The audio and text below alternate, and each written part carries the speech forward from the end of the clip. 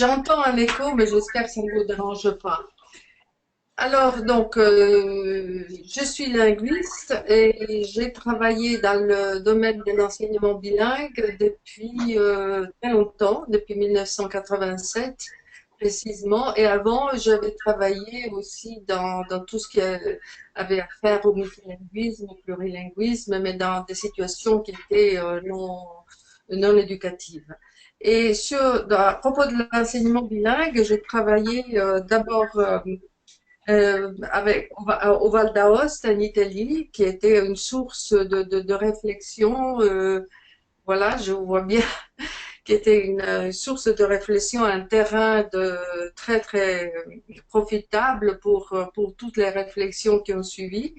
Et notamment, j'ai travaillé là-bas avec mon collègue Laurent Gaillot de l'Université de Genève aussi. Et ensuite, j'ai évalué toute une école, une scolarisation primaire en Suisse. Avec Laurent Gaillot, on a travaillé aussi sur l'enseignement bilingue polonais-français donc en Pologne. Et puis en France même, donc je suis intervenue plusieurs fois à l'UEFM à l'époque en Alsace. Et sinon à Mende, où il y a un projet très intéressant avec français occitan, et plus récemment en Belgique par rapport à l'enseignement du bilingue néerlandais français. Donc, ceci pour dire qu'en fait, dans tous ces sites et toutes ces situations scolaires, il y a différents modèles qui sont à l'œuvre et plus généralement, l'enseignement bilingue peut se pratiquer de différentes manières, soit en travaillant directement avec les deux langues, ou bien en ayant des enseignements plus parallèles, en fait. Donc, un enseignement, mettons pour vous, français, anglais, qui juxtapose. Néanmoins, il y a toujours, quelle que soit la forme de l'enseignement choisi, il y a toujours des questions qui surgissent, dont une des principales, c'est euh, comment gérer en fait les deux langues, même si l'enseignement est donné dans une des deux. Par exemple, si vous travaillez en français, ben, il y aura à un moment donné des situations où l'anglais va surgir. Et en général, la langue forte, si vous voulez, ou disons l'autre langue va apparaître dans deux types différents de situations. Soit parce que l'élève n'a pas les mots qui conviennent, en fait, ou bien il a des problèmes lexicaux ou d'une autre nature, mais enfin, donc il demande finalement de l'aide à l'enseignant euh, pour, euh, pour pouvoir continuer, si vous voulez, son discours ou son activité, soit alors parce que les deux langues interviennent finalement ils se construisent l'une au travers de l'autre. C'est-à-dire que par rapport à l'une à l'autre, on va développer davantage ce qui est l'objet de l'enseignement et qui est en général une discipline dite non linguistique. Donc, de ce point de vue, l'apport de deux langues, même si très local, on le verra dans les exemples, peut être tout à fait profitable. Et ceci est une situation que moi, j'essaie d'approfondir maintenant. Je suis en train d'écrire un livre avec Laurent Gallot, en anglais d'ailleurs, sur ce sujet. Et il y a en fait une sorte de tabou qui vient, à mon avis, d'une mauvaise compréhension entretenue, je dois dire, par rapport aux premières expériences d'enseignement immersif, donc les expériences canadiennes. Et ce terme métaphorique d'immersion a été pris souvent, d'abord au Canada, et puis s'est étendu. Enfin, il était pris, si vous voulez, comme vraiment devant se concentrer uniquement sur la langue de l'enseignement. Et avec des gros problèmes pour les enseignants. D'ailleurs, il y a une linguiste ou quelqu'un de l'éducation de Adler, et qui il y a très longtemps a appelé ça en anglais the dilemma of code switching, parce que donc les enseignants se trouvent à faire face à cette situation où les deux langues sont présentes et ne savent pas à quel point ou à quel degré il faut finalement travailler sur les deux. Donc, moi, je trouve qu'en fait, cette situation est tout à fait profitable à l'enseignement et qu'au contraire, euh, on peut même garantir un meilleur enseignement de la langue 2 ou de la langue 1, notamment quand les deux langues sont travaillées, si vous voulez, ou sont utilisées plutôt pour remplir une tâche disciplinaire. Une autre chose que, avant d'entrer plus en détail, qui me tient à cœur, c'est de dire que trop souvent dans l'enseignement bilingue, on se fixe sur l'acquisition de la langue. Et cela génère toute une série de problèmes parce que finalement, euh, la maîtrise ou l'acquisition de la langue 2, comme vous le savez, elle, ne se construit, cette langue elle ne se construit par rapport à ce qu'un enseignement traditionnel de langue étrangère, mais étant donné qu'elle est suscitée, l'acquisition est suscitée au moyen, en fait, de matériaux qui sont les matériaux disciplinaires dans une autre langue, donc cet enseignement utilise des pans de la langue qui peuvent être de syntaxique, lexico, morphologique, qui ne suivent pas pardon, une progression linéaire. Et donc on a de la peine à mesurer finalement parfois les progrès réels des élèves. Hein, parfois on se dit que en fait, donc il manque des éléments de normes, si vous voulez, ou des éléments morphologiques qui semblent basiques, alors que finalement, on devrait voir, évaluer l'élève dans sa globalité, en ce qu'il arrive à faire, à produire en termes d'activités aussi plus complexes, par exemple discursives. Donc, un accès aussi à l'enseignement, à ce type d'enseignement par les discours qui sont employés pour finalement mener à terme des tâches disciplinaires et s'avère plus fructueux que faire une analyse en termes d'acquisition de tel élément ou de l'autre élément de la langue. Donc, ça, c'est une chose. Et l'autre chose, c'est qu'en fait, d'après mon expérience, euh, plus on se concentre sur l'acquisition des disciplines, que ce soit les mathématiques, l'histoire, la géographie, ne sais-je quelle discipline est choisie, plus tous ces problèmes qui viennent disons, d'utilisation d'une langue, de deux langues ensemble se règlent. Parce qu'en fait, l'objectif à la fois de l'enseignant et des élèves, c'est celui de remplir une tâche, la tâche qui est au centre en fait de l'activité du moment.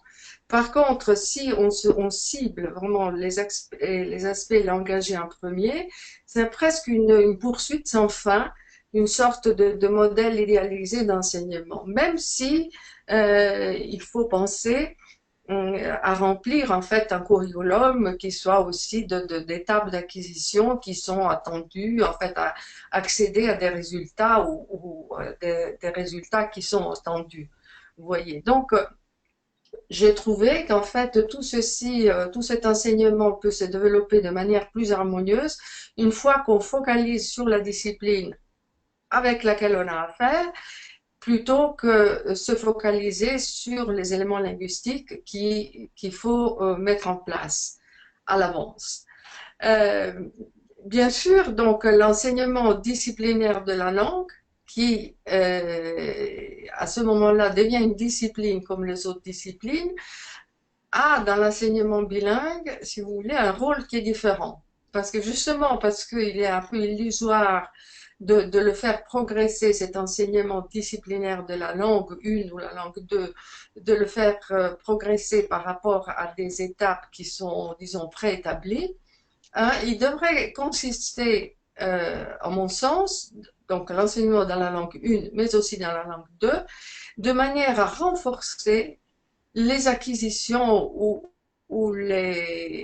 tout ce qui a été exercé et qui vient de la pratique d'un enseignement bilingue dans les disciplines. Donc, si vous voulez, l'élève est confronté à, à l'enseignement, à la difficulté d'accéder à des notions, à des concepts dans une matière. Sur cette base, à partir de cela, il va développer des éléments, enfin des stratégies de compensation, des stratégies de résolution des obstacles et de construction disons, de sa matière ou de son acquisition linguistique. Et les enseignements de langue devraient à ce moment-là renforcer justement ce qui était travaillé au niveau des disciplines dites non linguistiques.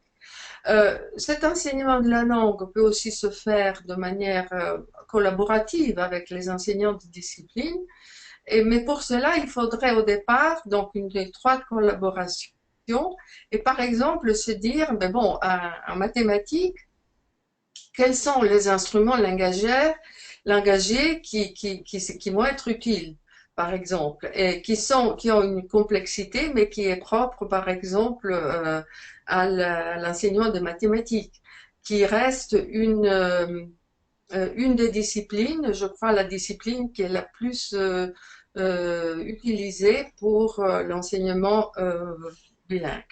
Alors, je ne sais pas si vous pouvez voir le document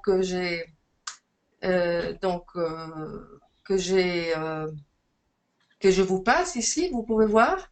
En fait, Cécilia, on le voit moyennement, mais ils ont tous à disposition déjà ce document, donc ils peuvent, sur leurs propres D'accord, ordinateurs, regarder en même temps que toi d'accord. le Alors, document. avant d'entrer en matière, je voudrais vous montrer les exemples 1 et 2. Sur mon document, ils sont un peu plus, disons, j'ai un peu retravaillé la mise en forme, mais en fait, même sur le document que vous avez, euh, les exemples sont là. Donc, si on prend le premier exemple, ça a été, je vous le montre parce que je l'ai recueilli dans un lycée bilingue à Genève, donc première année de lycée, correspond à un âge des élèves, disons, 16 ans, 16, 10, 15, 16 ans. Et c'était un enseignement, donc c'est un cours d'histoire, et dans ce cours, l'enseignante, euh, pour elle, faire un enseignement bilingue en anglais, qui est la langue 2, la première langue étant bien entendu le français, voulait dire ne pas, absolument pas céder à l'emploi de la première langue. Donc, ça provoque, donc ça, l'exemple que vous avez sous les yeux, c'est le fruit de mes observations dans sa classe. Et vous voyez que lorsqu'il se présente un problème lexical, ici parce que c'est le terme qui n'est pas accessible aux élèves, c'est plague, hein, la peste. Donc, si je lis l'exemple, l'enseignante dit, so there was plague and there were other sickness, which they have any good doctors? Did they have hospitals? Un élève dit, no, okay, so when they were really sick, it was quite bad. What was your question? Et voilà que l'élève dit, what does plague mean?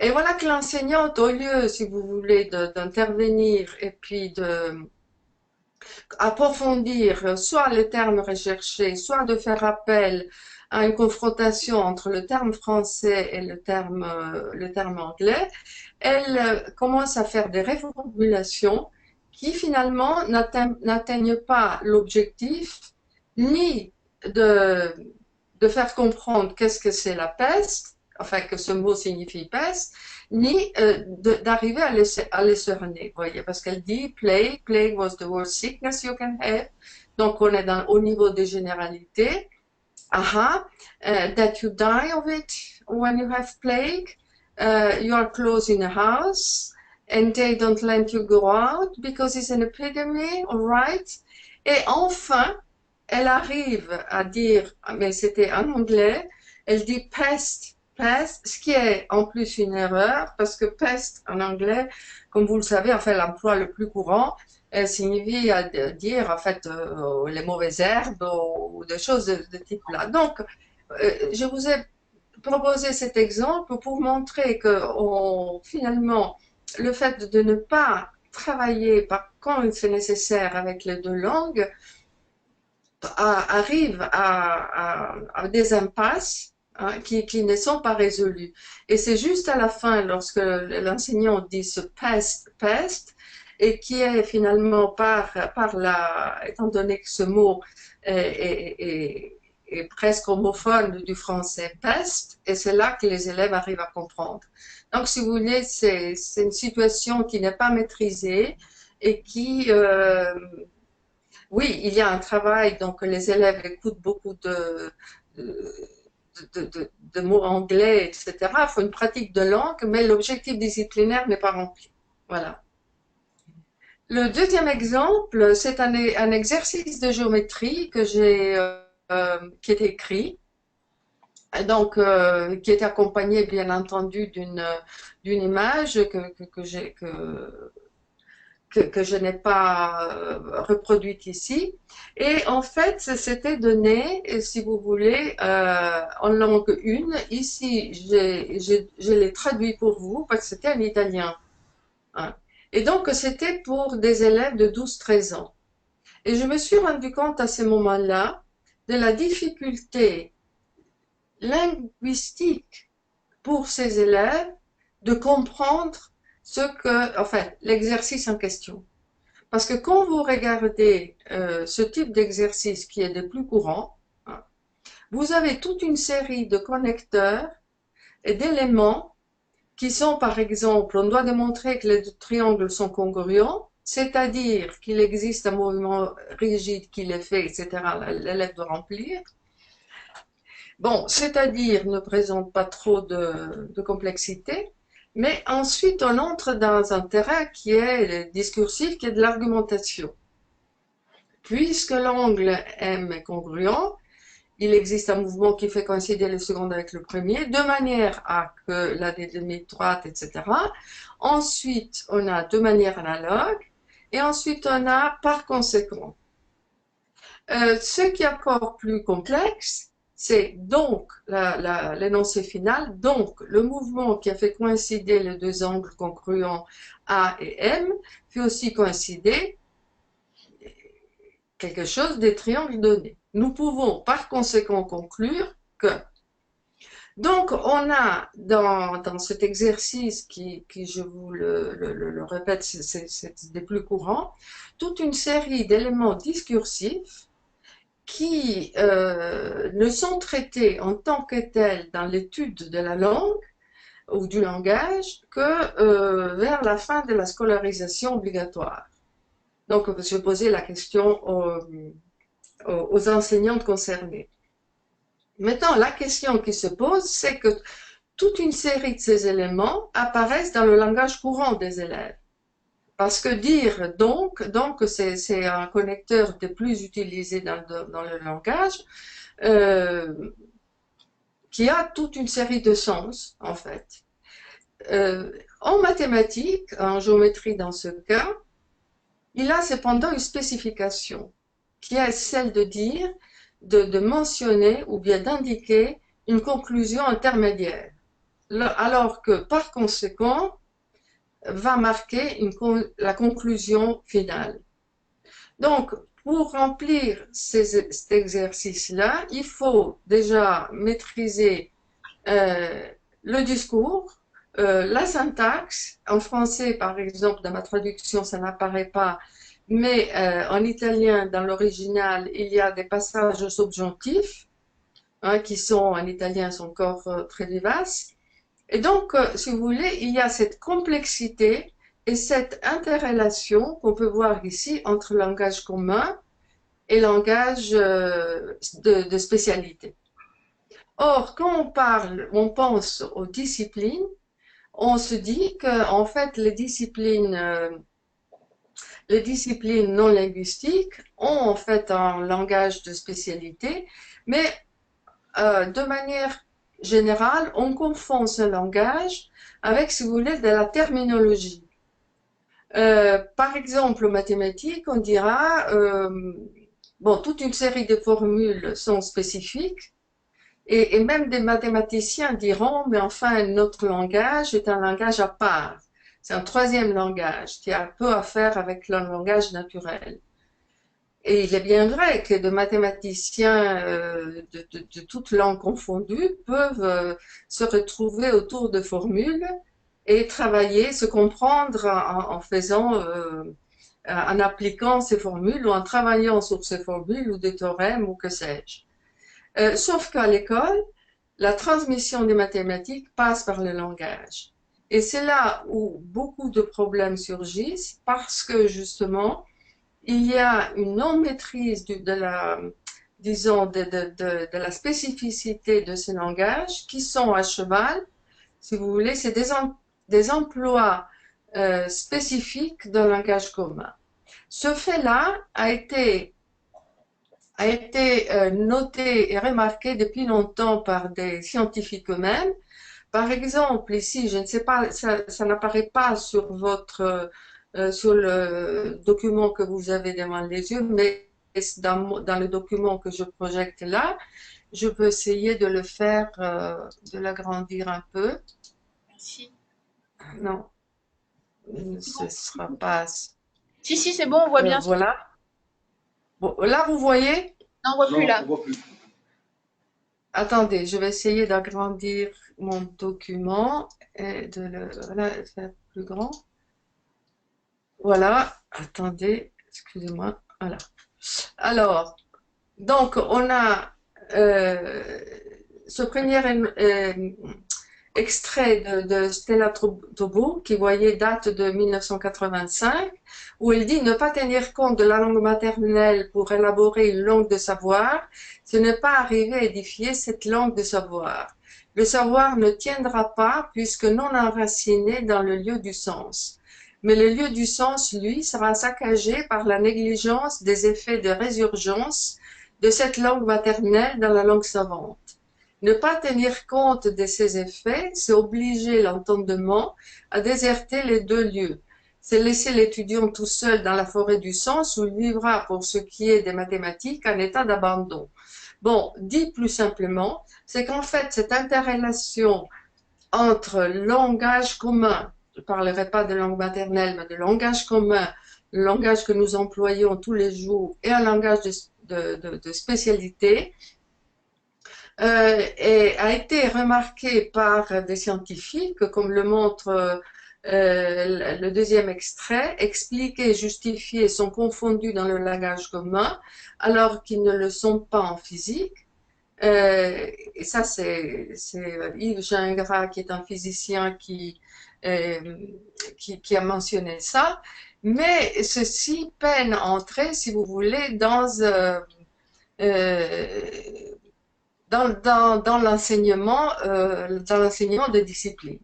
Donc, ceci est néanmoins très très important parce que c'est sur cette base de l'apport du langage commun qui lui-même sera travaillé par l'enseignement bilingue que on peut non seulement arriver à mieux travailler un enseignement disciplinaire, même complexe, comme l'enseignement, par exemple, de mathématiques, physique ou autre chose, mais il va renforcer à ce moment-là les deux langues. Alors, pourquoi cela va se passer? Parce que finalement, face à la difficulté, à l'obstacle que constitue l'enseignement dans une langue qui n'est pas complètement maîtrisée ou même pas trop maîtrisée, on va travailler davantage ces éléments-là, on va les travailler en profondeur, si bien que de cette manière, on va renforcer à la fois l'enseignement dans la première langue et l'enseignement dans la deuxième langue. Cela peut paraître un défi parce que ça semble quelque chose qui va à l'encontre du sens commun, c'est-à-dire qu'on se dit, mais pour apprendre une autre langue, il faut se baigner, il faut s'immerger dans cette langue, sans parler, sans penser qu'en fait, la construction de cette deuxième langue s'appuie, même de manière implicite, sur les acquis de la première langue. Vous voyez. Donc, si vous revenez au début du document qui a été distribué, on peut donc poser au numéro 1, je marquais sur 1, enseignement bilingue. Il y Cécilia, a en fait, oui, Cécilia, est-ce qu'on peut te poser une question? J'ai une question à l'arrière. Quelqu'un qui me demande, est-ce que tu pourrais nous poser ce que tu mets derrière toi, langue 1 et langue 2? oui. Alors, langue 1, je parle de langue 1 en parlant de ce qu'on désigne en anglais comme mainstream language, donc la langue qui est enseignée dans le territoire, à l'école, etc., qui peut ou non coïncider avec la langue de la famille des élèves, ça c'est encore un autre problème. Par contre, la langue 2, c'est la langue de l'enseignement bilingue, euh, dans lequel, par exemple, une discipline va être travaillée. Est-ce que cela c'est une réponse qui est suffisante ou bien vous voulez plus d'éclaircissement? Ça peut être langue de scolarisation dans ce cas-là. Et langue maternelle. Alors, je n'emploie pas le terme de langue maternelle, même si ça peut coïncider avec langue 1, pour la simple raison que souvent, l'enseignement dans la première langue de l'école, donc la langue de la scolarisation du lieu ou de l'école, ne coïncide pas nécessairement avec la langue des élèves, la langue que les élèves parlent à la maison. Hein, cette donnée est particulièrement cruciale, je ne sais pas chez vous, mais en tout cas ici, hein, où par exemple en Suisse, on a dans des villes comme Genève des classes où la moitié des élèves ont une autre langue familiale que la langue de l'école qui est le français. Donc vous voyez, c'est pour ça que, disons, de manière plus neutre, on mentionnera comme langue 1 la langue de l'école, donc la langue de la scolarisation, si vous voulez, du territoire. Et la langue 2, c'est l'autre langue qui a été choisie pour mener l'enseignement bilingue. Ok. Ce qui ouvre bien sûr toute une série de problématiques par rapport justement à la langue d'immigration et l'acquisition de la première langue. Mais ça, c'est encore un autre problème. Très bien, merci. Bon, alors si vous prenez ce document que je vous ai donc qui est distribué, on peut positionner, quelle que soit, si vous voulez, l'émergence de ces deux langues, un continuum entre la langue première, donc le mainstream language, et la langue 2, la langue de l'enseignement. Alors, même si on peut avoir des séquences d'enseignement qui seront toutes dans la deuxième langue, la langue première reste présente dans les représentations des élèves et reste présente, si vous voulez, non seulement comme possibilité de signaler des obstacles engagés, mais reste derrière parce que c'est sur cette base qu'on va construire aussi les connaissances en langue 2. Alors ensuite, je marque l'usage métalinguistique de la langue 2 et la langue 1. La métalinguistique veut dire parler du langage, si vous voulez, prendre le langage comme objet, comme avant, par exemple, le mot plague.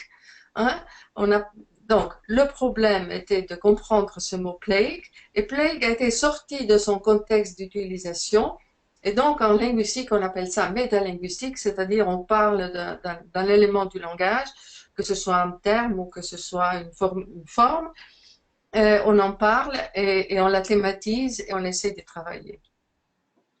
Donc, cet usage dans l'interaction structure le processus d'acquisition et des contenus disciplinaires des langues par le biais, alors, pourquoi de la familiarisation de L2?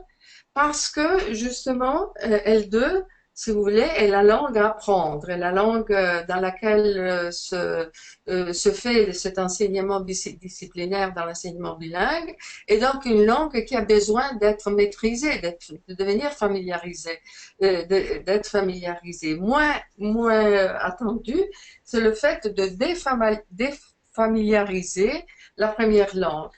Qu'est-ce que cela veut dire? C'est que, comme je vous ai dit, l'élève arrive à l'école avec son bagage dans sa langue forte, dans sa première langue, ou la langue de l'école, si vous voulez. Euh, et à ce moment-là, on fait comme si l'élève maîtrisait cette langue. Alors que cette langue, c'est la langue de l'usage courant qui va devoir se spécialiser.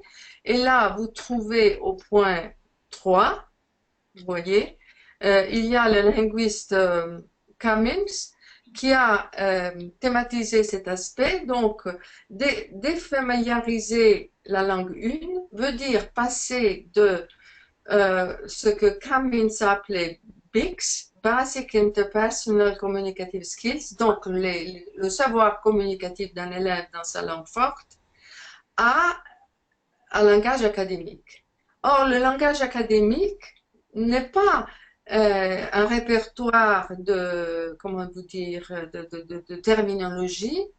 C'est pas savoir qu'est-ce que c'est euh, avoir accès à des mots comme pyramide, théorème, euh, que sais-je, toute une série d'éléments de physique ou de chimie ou même d'histoire, mais c'est le fait d'adapter, comme dans le cas que je vous ai présenté auparavant, d'arriver à comprendre qu'un connecteur comme donc, qui est dans le langage courant et donc dans le BICS, dans le langage de la communication, remplit toute une série de fonctions de conclusion dans un discours, hein, et qui est quand même spécialisé en langage mathématique, hein, parce qu'il devient, comme je vous ai dit, un marqueur d'une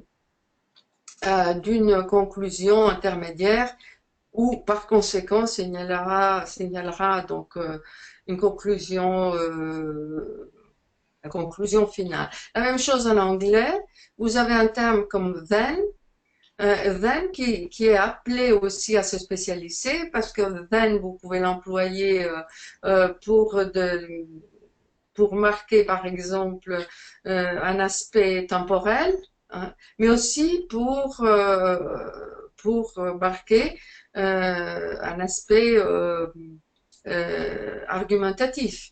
Et donc, il faudra que l'élève comprenne que son emploi polyfonctionnel de then doit se spécialiser, si vous voulez, dans le langage mathématique et l'employer et le comprendre à bon escient.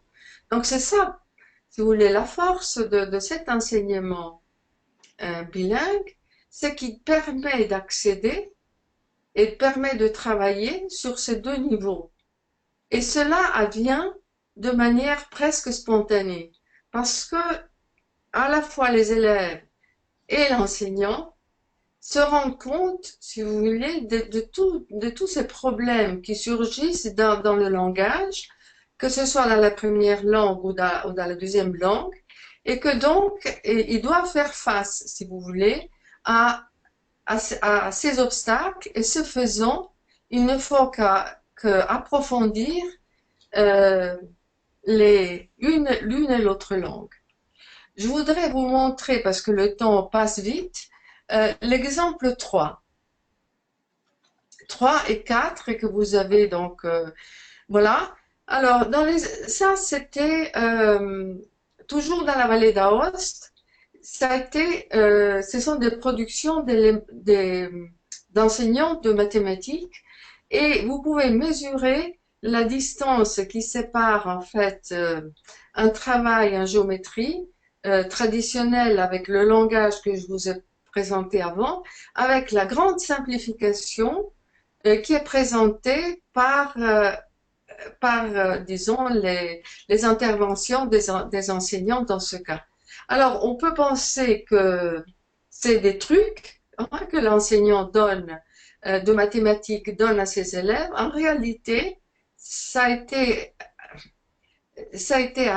fait après tout un travail de discussion hein, et de direction, si vous voulez, ou bien de formation continue que mon collègue Laurent Gailleux et moi-même avons fait auprès de ces enseignants qui se sont rendus compte du problème. Et donc voilà, par exemple, comment dans des situations de géométrie.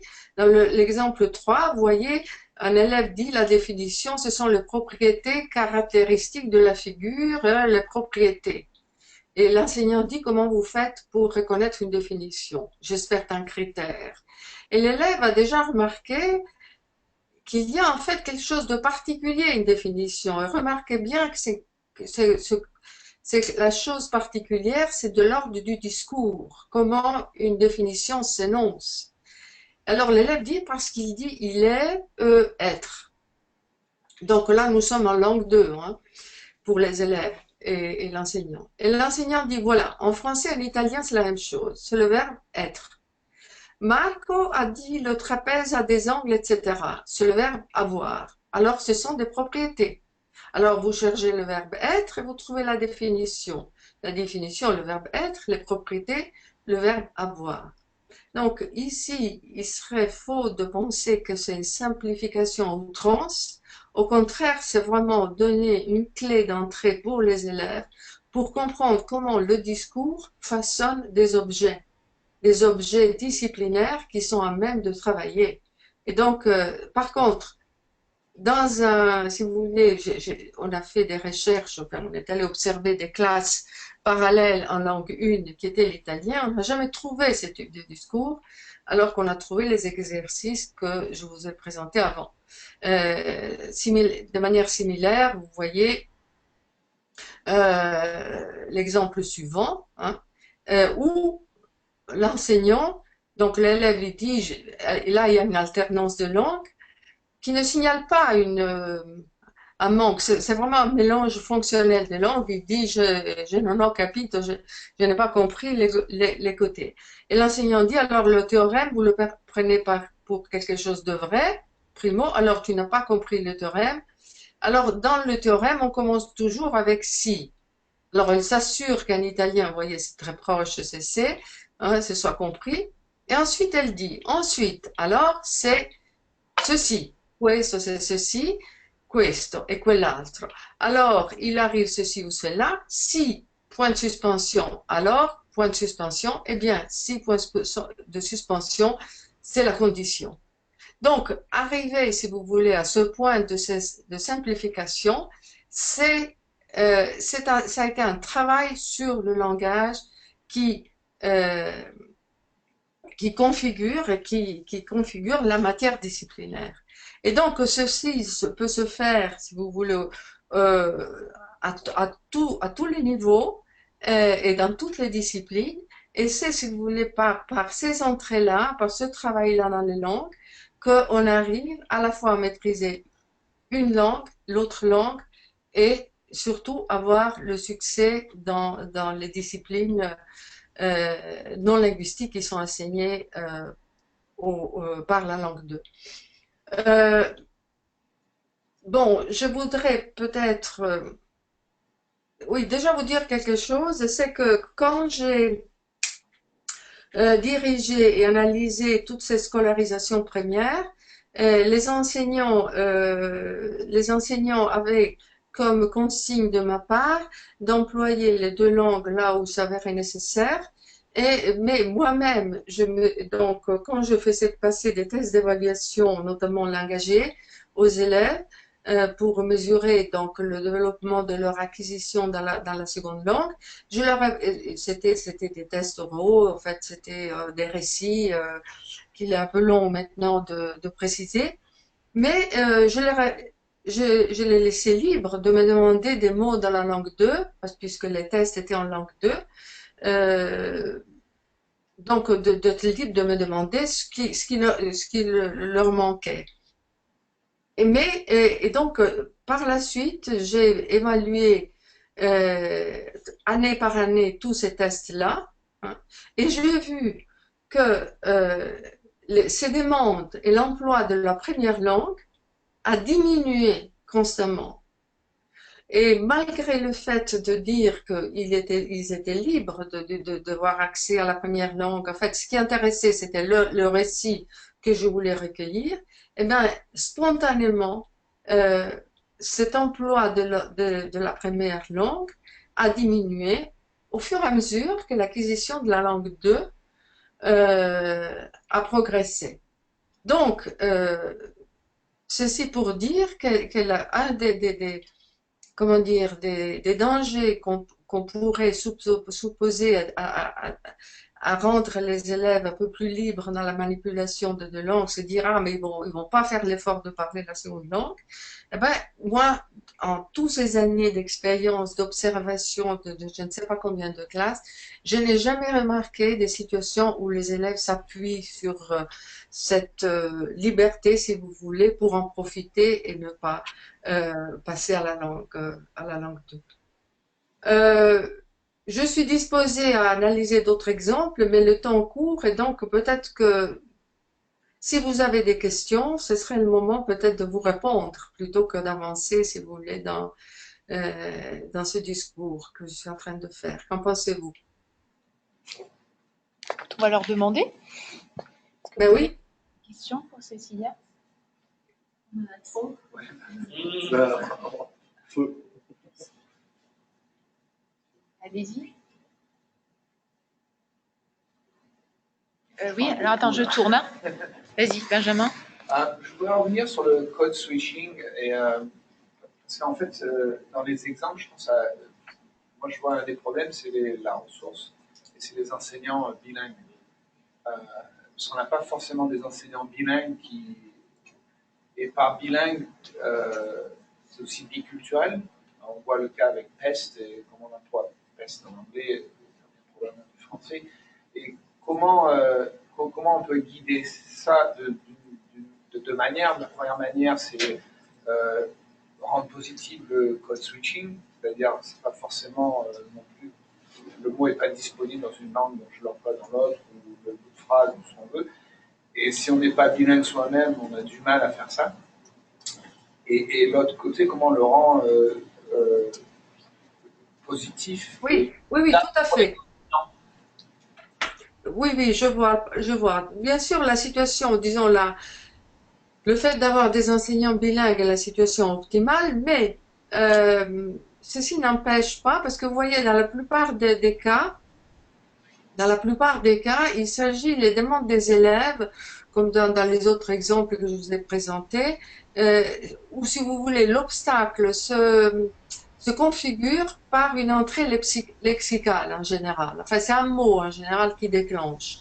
Maintenant, c'est à l'enseignant après à se dire si ce mot ne cache pas en fait la non-compréhension d'un concept ou c'est simplement comme dans le cas de plague ou de peste, c'est simplement il faut un mot pour comprendre, vous voyez. Donc, comment faire? Bien, écoutez, avoir de manière terre à terre, avoir un dictionnaire à disposition et simplement dire ah bon, il manque ce mot. Alors parce que et dire bon, l'enseignant peut aussi se dire qu'il est lui-même euh, comment dire, il est même en acquisition de cette seconde langue, je pense, parce que s'il est sur le terrain, il va quand même, il n'est pas complètement novice dans la langue 2, vous voyez. Et c'est, parce que, bon, ce cas, ce serait quand même plus complexe. Mais, ou alors, demander l'appui des élèves. Quels élèves connaissent ce terme-là et comment finalement arriver à thématiser. Donc, l'obstacle en soi, il peut être surmonté rien qu'en ayant recours à un dictionnaire, parce que le dictionnaire, qu'est-ce qu'il va vous donner? Il va vous donner, vous savez, passer d'une langue à l'autre, enfin, vous le savez mieux que moi, c'est n'est jamais l'équivalent. Hein, parce que c'est justement tout le culturel qui entre là en jeu. Et alors finalement, là, c'est un autre type de travail collaboratif que l'enseignant peut faire avec les élèves pour faire ressortir éventuellement les différences culturelles qui sont, enfin de matière aussi, qui sont entraînées par deux termes, hein, et en fait mettre en place une collaboration de ce type-là, ce qui montre aux élèves quelque chose de très important, c'est-à-dire la construction d'une langue. La construction de langue se fait par rapport à différents moyens. Hein. On a aujourd'hui des dictionnaires partout, même en ligne et tout ça, ce qui sont souvent décevants. Mais à partir de là, on peut travailler pour aller plus en profondeur. Voyez, donc poser l'enseignant comme lui-même faisant appel à des instruments qui permettent d'acquérir du matériel linguistique, c'est très positif pour les élèves. En tout cas, c'est l'expérience que j'ai vu faire dans ce sens. Merci. Et d'autres questions? Oui, Betty. Bonjour, Mehdi Lazare de l'École internationale de Dallas. Vous avez dit que une des difficultés dans l'acquisition de la langue seconde, c'est de mesurer les progrès des élèves parce que ça met en jeu des choses qui ne suivent pas de progression linéaire. Est-ce que vous avez vu des expériences intéressantes dans les classes justement pour mesurer l'acquisition de cette langue seconde? Alors là, ça c'est un gros problème, je dois dire. Parce que en fait, les outils ne sont pas vraiment sont pas vraiment au point. Alors, pour ce qui est des disciplines dites non linguistiques, si vous voulez, alors c'est simple finalement, parce que si les élèves euh, réussissent, si vous voulez, des évaluations de niveau par rapport au cursus disciplinaire, bon voilà, c'est une preuve que en fait l'enseignement disciplinaire a eu le succès escompté, ou alors on verra comment y remédier. Par exemple, dans cette évaluation de l'école primaire, qui était bien sûr très suivie, l'enseignement de mathématiques a été évalué par rapport à des tests standardisés suisses qui mesurent, si vous voulez, les connaissances des élèves par rapport à un niveau scolaire donné. Donc là, à un moment donné, euh, euh, le problème est quelque part simplifié. Maintenant, pour les tests de langue, c'est problématique.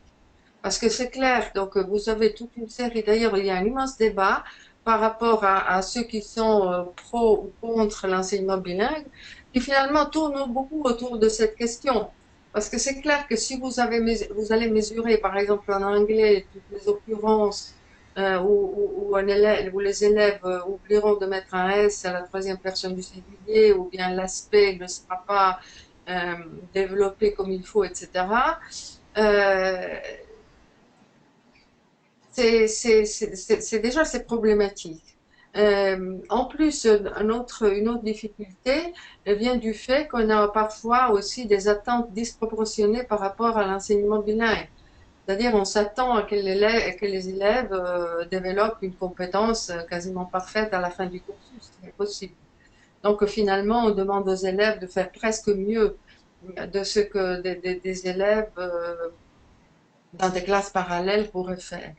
Récemment, avec un autre collègue de l'Université de Genève, nous avons testé à l'école internationale euh, de Genève, dans des petites classes, parce que ça nous était demandé. Donc, des tests, nous avons mis en place une série de tests qui, si vous voulez, évaluer des compétences à un autre niveau, des compétences plus cognitives. C'est-à-dire, par exemple, par rapport à un sujet qu'ils avaient travaillé, nous leur présentons des matériaux qu'ils devaient eux-mêmes associer ou travailler par rapport à un savoir à la fois disciplinaire, à la fois discursif. Il fallait en parler, il fallait argumenter, il fallait catégoriser. Donc, toute une série d'activités qui sont particulièrement développées dans l'enseignement plurilingue. Alors, parce qu'une des difficultés, c'est justement euh, trouver des instruments qui soient à mesure d'évaluer ce qui a été produit dans l'enseignement. Voyez.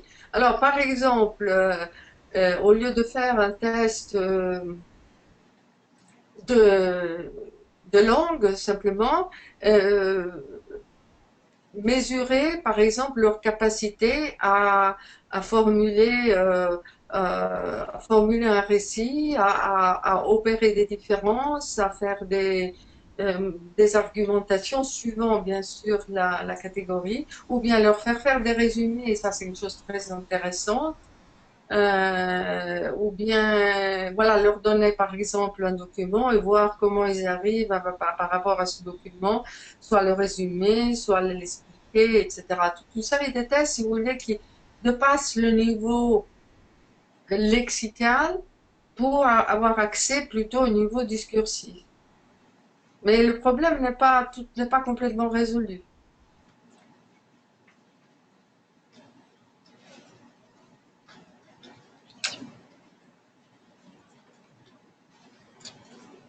Avez-vous d'autres questions? Ah, oui, je voudrais que c'est pas une question, c'est une requête. Je voudrais que vous reveniez un tout petit peu sur ce que vous avez dit au début. Euh, C'était très riche, mais c'est passé vite. Sur les relations entre la langue 1 et la langue 2, dans ce qu'on a vu autrefois les situations d'immersion inspirées des modèles canadiens. Comment est-ce qu'on a évolué par rapport à ça pour laisser un peu plus de place à la langue 1 dans nos classes primaires?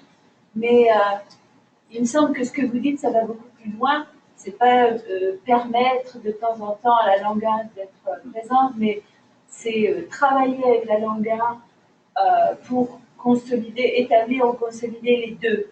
Vous pouvez reparler un tout petit peu de ça, de l'évolution du concept d'immersion au concept de dualité des langues dans la classe?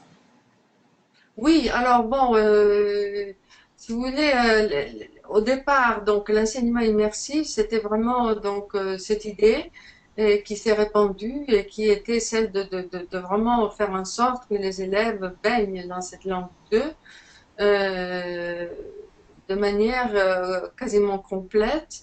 Il y avait même eu des articles où on disait que c'était interdit dans la cour d'école de parler la première langue, ce qui est une absurdité, ou bien encore, par exemple, entre une leçon et l'autre, les élèves n'étaient même pas, n'avaient pas le droit, si vous voulez, de passer à la première langue. Et cela, bien sûr, a donné des résultats positifs qui ont été divulgués et qui ont fait que ce type d'enseignement euh, a été, disons, s'est étendu et de par le monde, hein, donc a dépassé largement le Canada. Maintenant, une chose qui a été remarquée, et ça se remarque toujours par rapport à cette situation d'enseignement, c'est que la compréhension des élèves, c'est la première skill, si vous voulez, la première capacité qui est développée. Et ça reste, c'est voilà. Ensuite, le problème, c'est que donc, si vous voulez, en production, les résultats n'étaient pas extraordinaires.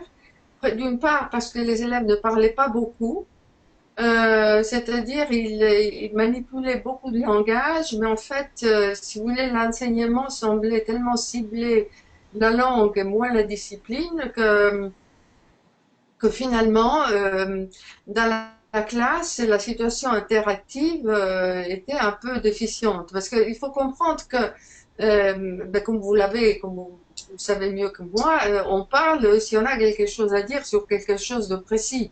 Donc, susciter des situations de conversation, surtout dans un environnement comme celui de la classe, ça fait c'est déjà plus complexe.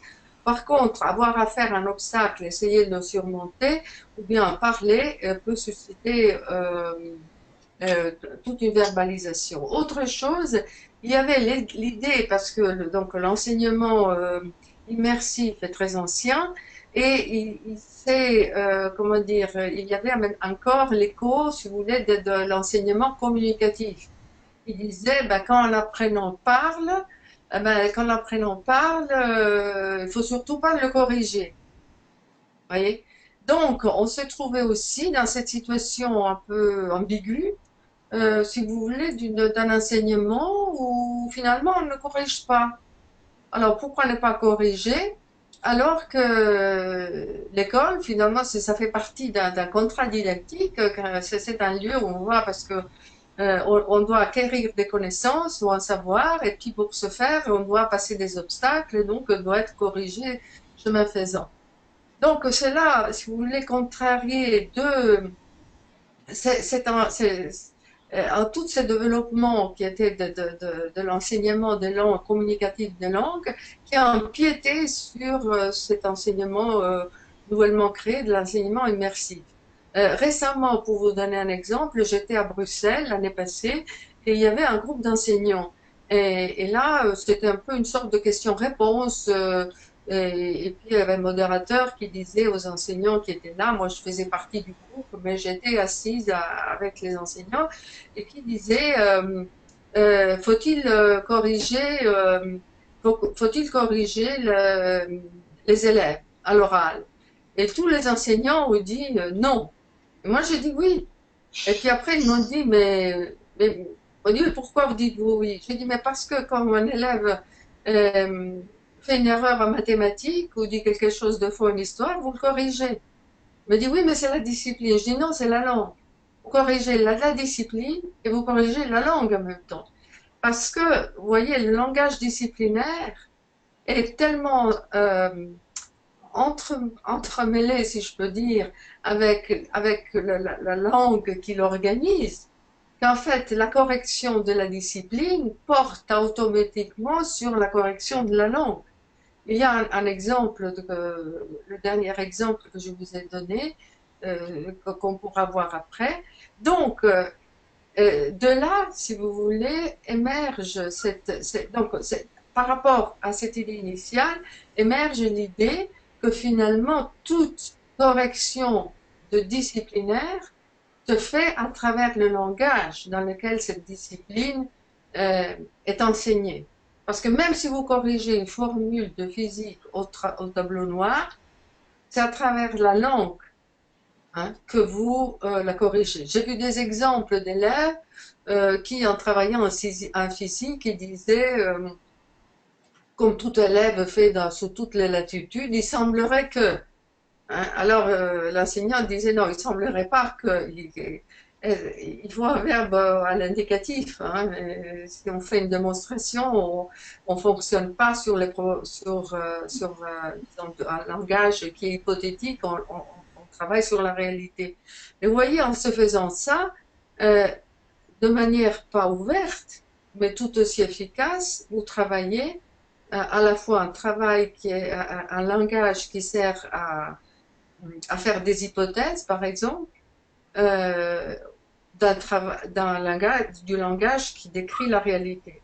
C'est pour ça que j'ai dit au départ, et si on arrive à la meilleure collaboration entre les enseignements de langue et des disciplines, ce serait de se dire, bon, comment on va soutenir par d'autres activités ce pan de langage, par exemple le langage des probabilités par rapport au langage du réel ou le langage de l'aspect, différentes formes d'aspect à travers un enseignement de la langue. Voilà. Donc, si vous voulez, bon, là j'ai raccourci beaucoup l'historique, mais c'est à travers disons, toutes ces expériences successives qui montraient à chaque fois des éléments qu'il aurait fallu euh, travailler davantage pour arriver au résultat attendu, que j'arrive, disons, à vous présenter ce que je vous présente aujourd'hui. Et si vous voulez, je ne sais pas combien de temps vous avez encore à disposition. Pour moi, ce n'est pas un problème, mais je ne vais pas vous On a prendre encore beaucoup de un temps. peu, on a du temps, Cécilia. Vas-y. Voilà. Alors, si vous prenez l'exemple 6, le dernier exemple, ça c'est un cours d'histoire euh, dans un autre lycée bilingue à Genève. Donc, ici, on est en train de travailler en fait la jachère. Voilà. Alors, vous voyez que donc l'enseignant, en deux l'élève, pardon,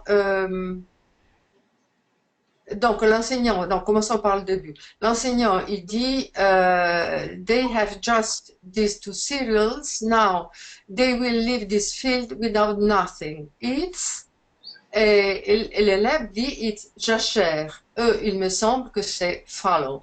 Donc là, l'élève montre qu'en fait, il est moins sûr dans la seconde langue, mais il a compris le concept qui est jachère. OK. Donc l'enseignant accepte cela et dit and they keep it in follow. Donc tout en majuscule parce qu'il y a une accentuation de sa voix pour bien marquer que le terme a été employé de manière exacte. Voyez. Bon. Maintenant, si je vais à la fin de l'énoncé de l'enseignant, il dit okay, so do you think they produce a lot with that kind of system? Et l'élève dit no.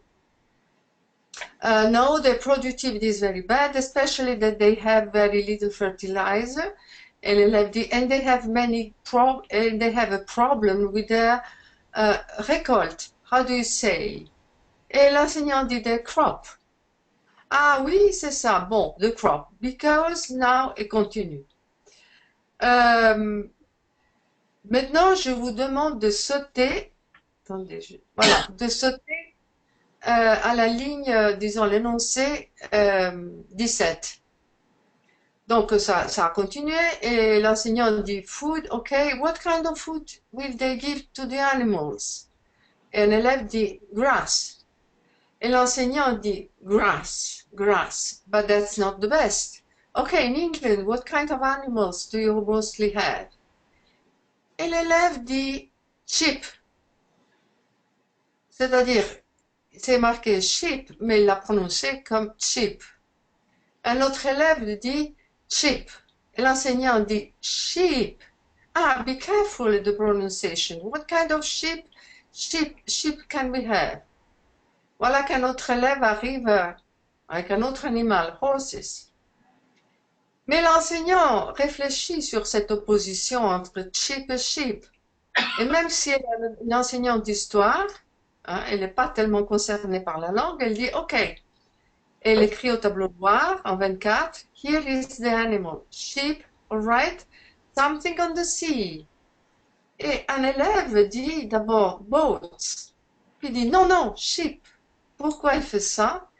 Parce qu'il a compris qu'en fait, on est passé, si vous voulez, du cours du moment historique, on est passé une correction de la langue, et que cette correction est importante.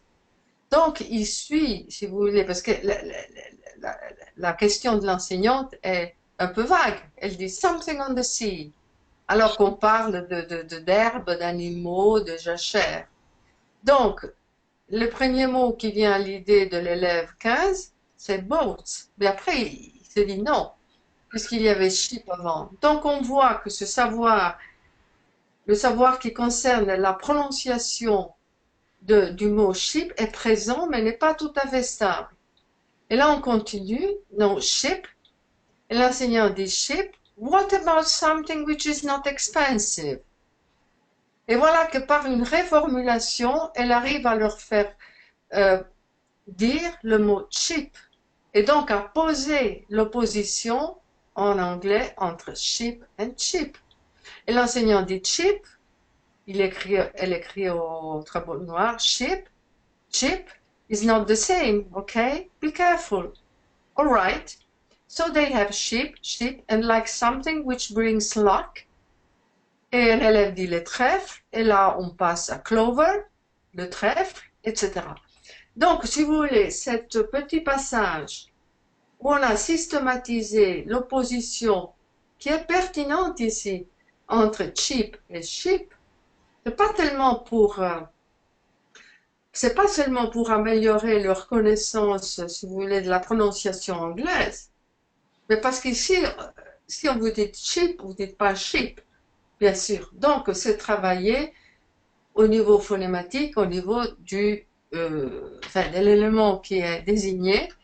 Et tout ceci n'a pris que très très peu de temps. C'est absolument impromptu, parce que c'est un problème qui s'est posé en passant, mais que l'enseignant a décidé de résoudre. Parce qu'à ce moment-là, il a jugé que c'était important de le faire. L'enseignant en question n'avait pas eu une formation particulière en enseignement bilingue, mais en travaillant avec son expérience, et puisque c'est une personne qui veut avoir un bon niveau disciplinaire, garder un bon niveau disciplinaire, il s'est dit, non, là, il y a quelque chose qu'il faut travailler. Et donc, vous voyez, avec des moyens très simples, elle est arrivée finalement à faire cette correction, qui met en jeu, si vous voulez, de manière indirecte, la première langue, le français. Hein, parce que ce cheap venait d'une mauvaise prononciation de l'anglais. Après, on a passé à clover et au trèfle. Mais tout ceci est fait de manière très très simple. Mais la première langue reste comme un input, si vous voulez, de concepts qui sont mis au travail dans la seconde langue. C'est ça que je voulais vous faire passer. En même temps, si vous voulez, c'est quelque chose qui est non programmé. c'est résoudre un obstacle qui se présente sur le moment, de manière très simple. Toute la séquence, enfin, cette séquence de chip à chip et a pris peut-être 2 minutes, pas plus que ça. C'est efficace et, et c'est un problème résolu. Alors que dans le premier exemple que je vous avais présenté, l'enseignante mettait un temps beaucoup plus grand, peut-être qu'elle a mis 3 minutes de plus, pour arriver à rien. C'est-à-dire qu'au lieu de dire le mot plague, la peste, elle a fait tout ce périphrase qui n'expliquait ni le sens de qu'est-ce qu'est la peste, ni le concept, ni encore moins donner accès au terme en anglais. Donc vous voyez finalement cette manière d'intégrer la première langue et d'essayer, comme j'ai fait, d'en découvrir les fonctions, m'est venue et maintenant partagée par d'autres, par toute une série d'observations que je fais dans les classes. Ce n'est pas quelque chose que j'ai projeté comme un élément théorique, c'est à force d'observer, de transcrire, d'avoir des questions posées là-dessus, que j'ai regardé de plus près, je dis mais qu'est-ce qu'ils sont en train de faire? Comment est-ce qu'on peut systématiser un peu ça? À quoi cela renvoie? Donc ça vient, et c'est ça qui est important, ça vient du travail quotidien de l'enseignement plurilingue. C'est spontané, ça vient simplement. Il faut pas avoir ce tabou de se dire non, je peux pas aller là. Ce qui compte ici, dans l'exemple, c'est de bien travailler son contenu disciplinaire. Et pour ça, on travaille même les deux langues s'il le faut. Merci. Merci. Je vous en prie. Si vous avez d'autres questions, n'hésitez pas. Est-ce qu'il y a d'autres questions sur d'autres champs? Bonjour. Sébastien. Je vois que dans tous vos exemples, il y a dans tous les exemples, on requiert une certaine capacité de l'enseignant à maîtriser l'autre langue, soit la langue 1 ou la langue 2. En quelle mesure c'est important? Parce qu'on a, dans nos écoles ici, on a plusieurs profs qui, évidemment, surtout au niveau anglophone, qui ne parlent pas français. Comment est-ce qu'on peut les aider, en fait, comme directeur ou comme... Oui, mais c'est un peu, si vous voulez, ce que j'ai dit avant. Ça, je comprends que euh, ça peut créer un peu un problème. Et, et donc, comme je vous ai dit, euh, déjà, poser ces enseignants face à ces problèmes-là. C'est-à-dire, quelle est leur réaction? Comment est-ce qu'ils vont faire? Parce que les élèves fassent appel à la première langue, même, c'est-à-dire, soit ils se taisent, les élèves, soit ils vont passer, s'ils connaissent pas le mot, hein, comme avant, s'ils connaissent pas un mot, ben, voilà, ils vont le formuler dans la langue où ils le connaissent. Alors, l'alternative, c'est entre le silence, c'est dire quelque chose dans une langue, qui peut être la langue première ou par d'autres moyens. Voilà. Alors, comme je l'ai dit auparavant, les enseignants, ils doivent se rendre compte qu'un enseignement bilingue, c'est pas un enseignement dans une langue. C'est un enseignement dans deux langues.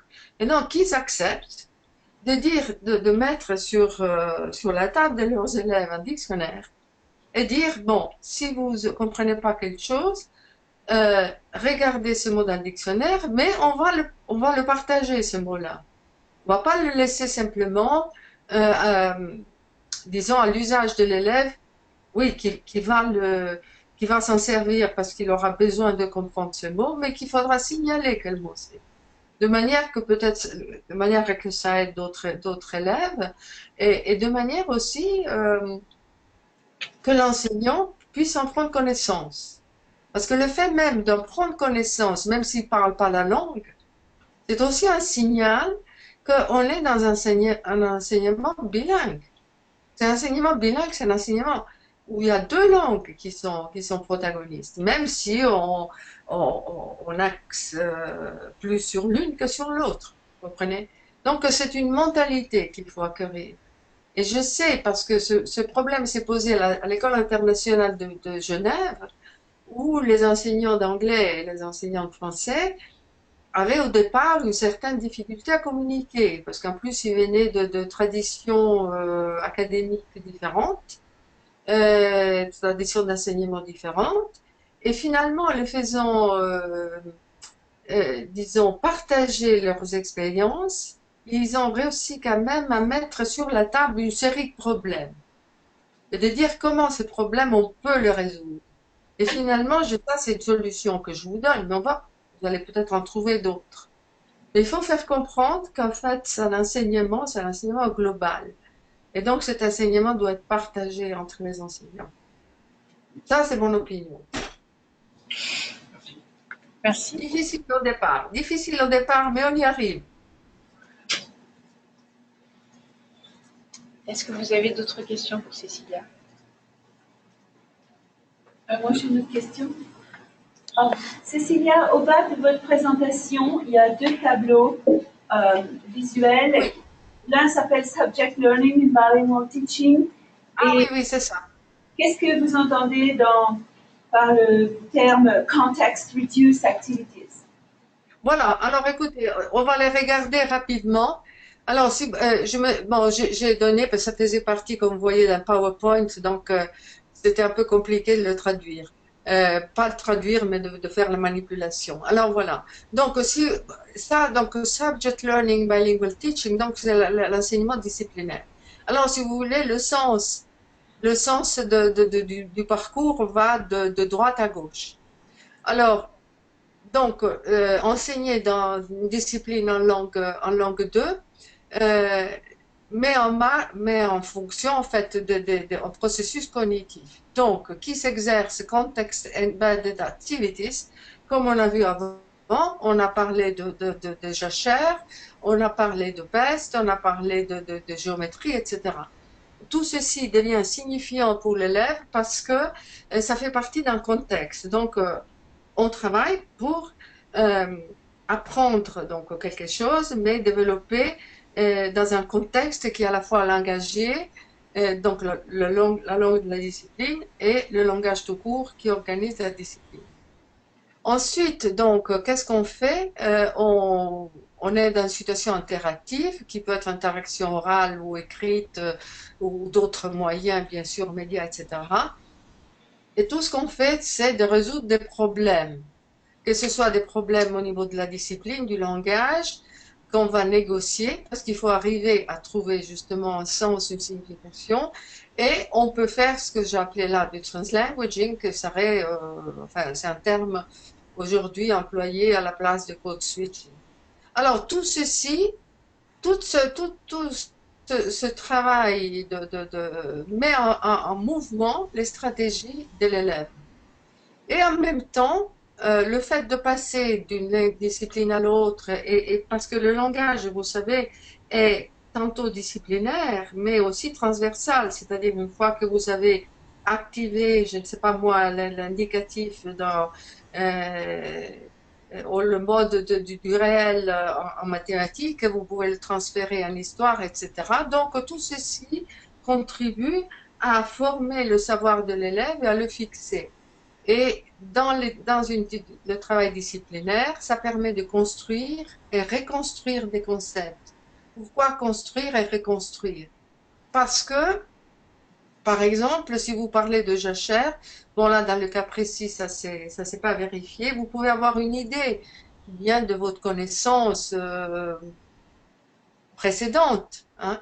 Mais cet enseignement disciplinaire que vous êtes en train de faire va peut-être restructurer ce concept de jachère, par exemple, parce que dans l'enseignement comme il est présenté en Angleterre, ben, la jachère s'effectue d'une manière différente à ce que l'élève a pu étudier, par exemple, dans un domaine plus francophone. Voilà. Donc, si vous voulez, on passe. Et finalement, le fait de reconstruire un concept, par exemple avoir une vision plus large du concept de jachère, devient toujours plus généralisé, pardon, euh, plus abstraite. Donc, si vous voulez, on arrive à une abstraction cognitive, alors que d'abord, on a commencé à être tout à fait à être très très contextualisé à l'intérieur vraiment du texte ou du discours. Mais ce faisant, on arrive à une situation qui est beaucoup plus abstraite. L'autre pendant, parce que ces deux tableaux en fait sont un pan et l'autre du même élément, c'est le langage, l'acquisition du langage dans l'enseignement bilingue. Alors, si vous voulez, on va à nouveau de droite à gauche. Au départ, il y a un savoir-faire. Donc, le langage, c'est un moyen, c'est un médium. Hein. Et donc, on a là aussi une acquisition qui est tout à fait située. C'est-à-dire, c'est le langage, c'est then dans un travail de géométrie, comme c'était donc, comme c'était la jachère ou bien comme c'était, ou si alors dans un travail de géométrie, etc. Donc c'est très très situé et c'est un langage textuel et discursif. Il y a une focalisation bien sûr lexicale, mais qui débouche bientôt sur la sémantique et sur l'organisation même du langage. Hein. Et tout ceci nouveau fait travailler les ressources linguistiques de l'élève et en même temps peut les fixer parce que, par exemple, la correction que nous avons vue avant, c'était une correction euh, d'ordre formel, si vous voulez, c'était au niveau pas morphologique, mais c'était au niveau phonématique quelque part, et sémantique quand même pas, puisqu'il y avait l'opposition entre cheap et cheap. Donc là, vous avez ce passage qui est la fixation des ressources de l'élève, et donc le langage devient petit à petit un discipline, hein, et qui se développe, et donc on arrive au savoir, à ce savoir qui est recherché. Donc, on passe du savoir-faire, mais utiliser le langage à connaître le langage. Je ne sais pas si cela est clair. Oh, si limpide. Parfait. Merci, Cécilia. Merci. Merci. Je crois qu'on va clore. On va te remercier grandement pour le temps que tu as pris pour nous éclairer un petit peu sur tout ça. Ben, merci à vous, ça m'a fait plaisir. Écoutez, je ne sais pas si mon adresse email a passé, mais si vous avez des questions, des questionnements qui vont surgir après, n'hésitez pas à m'écrire. Et puis, dans la mesure où ça demande pas des pages et des pages pour vous répondre, je le ferai avec plaisir. Très bien, je la partage avec l'ensemble des directeurs, des Absolument. anciens coordinateurs qui sont là. Merci beaucoup, Cécilia. Et bonne journée. On te laisse. Au revoir. Bonne fin de journée à toi. Merci, merci beaucoup.